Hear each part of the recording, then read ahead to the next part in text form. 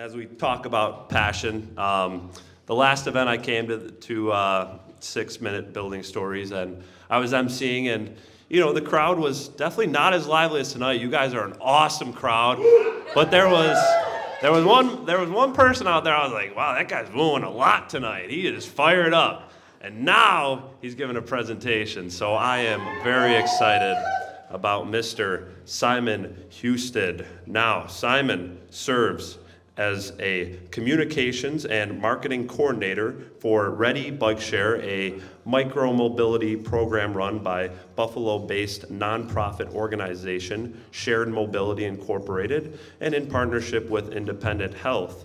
Simon works together with new and long-standing community partners and guides the public on how bike share fuels a healthy and vibrant community. He manages Ready's social media feeds, newsletters, blogs, and of course, its pop-up events.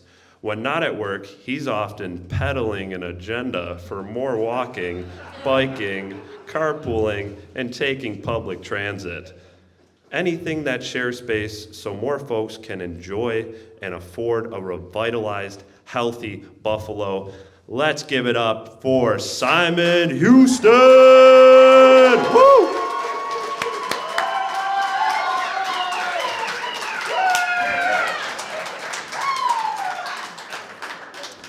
Thank you, Alex. What a wonderful intro that was. There we go. Okay, here we go.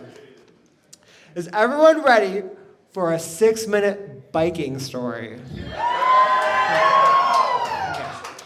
But really, I'm here to talk about how affordable and robust access to bikes and e-bikes play a vital role in nurturing an environment with plenty of buildings that can have their own 6-minute building stories. For those unfamiliar with Ready Bike Share, we provide 465 bikes across Buffalo and Niagara Falls, both standard and electric assist. Last year, we saw a record number of trips. Unlike 80% of our micromobility operators in this nation, we are not a for-profit company or a government authority. And we're not independent health either, although independent health support is pivotal in making us one of the most affordable bike share systems in the nation. Our bike share is owned and operated by Shared Mobility Incorporated, a nonprofit org based here. Our team spearheads or supports projects across the country as well. One emerging project is our Western New York e-bike library initiative. It's where our team is refurbishing and repairing discarded e-bikes and getting them to community-based organizations interested in lending programs that meet the community needs. Every photo you see here is its own 6-minute biking story, truly. Our organization leans on financial support from grants to offset the cost of this work, and Independent Health actually helps us with local library programs. And we'll talk more about that a little later. Let's start with a little storytelling. Before I worked at Ready, I was one of its annual pass members, one of more than 1,000 people who do that every year. And I often use bike share in combination with the bus. This photo here is from 3 years ago when a friend asked if I wanted to meet up for a carpool to the North Towns. The forecast called for rain, and the rain started earlier than expected. The nice thing, though, about bike share is that you can just leave the bike locked at any station, any public rack, or any signpost nearby. It's not a liability for the person you're carpooling with. And as I pulled up to our meeting point, my friend shot the photo, posted on social media, and that's how I got this job. No doubt, I do stand out as an atypical Ready Bike Share user, and I'm an atypical cyclist in Buffalo. A lot of folks bike for sport. They bike for exercise, social events.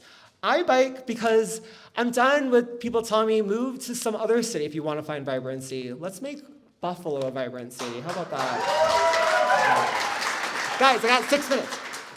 So the slide before, you saw I logged every commute I do. We do a monthly awards commuting program. I log every my commute. Less than 4% of my trips are done by a car. Even though I own a car and it's in my driveway, it's just there all the time.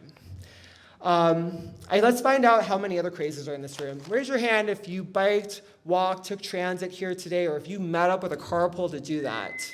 Okay, and now let's keep those hands up.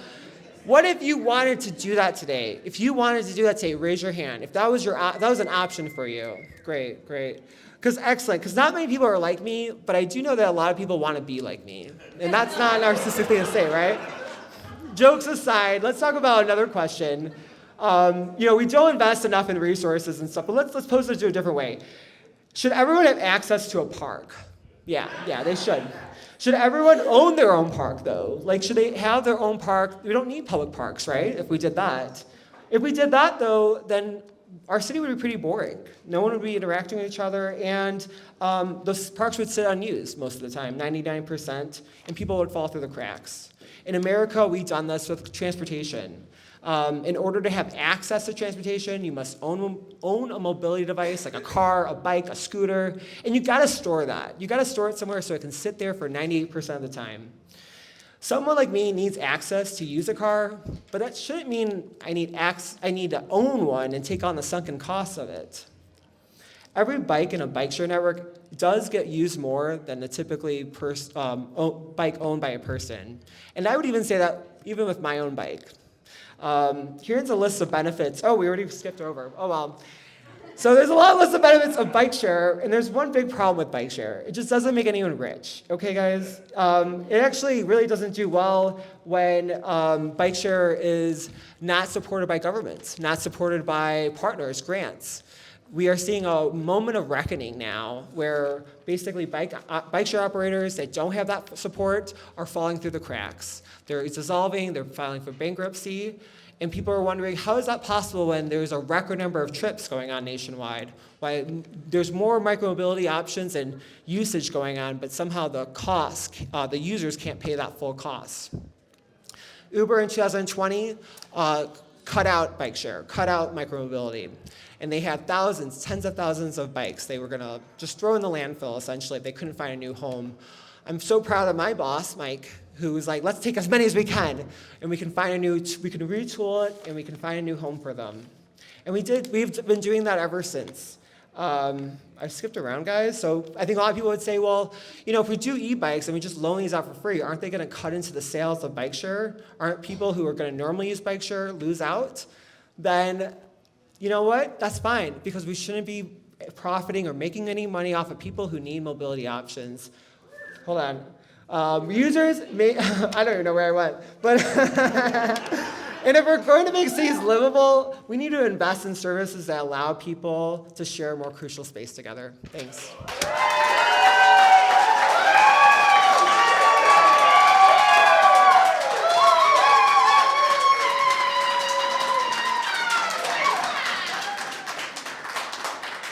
Well, that was awesome. Thank you, everybody who spoke at our first half.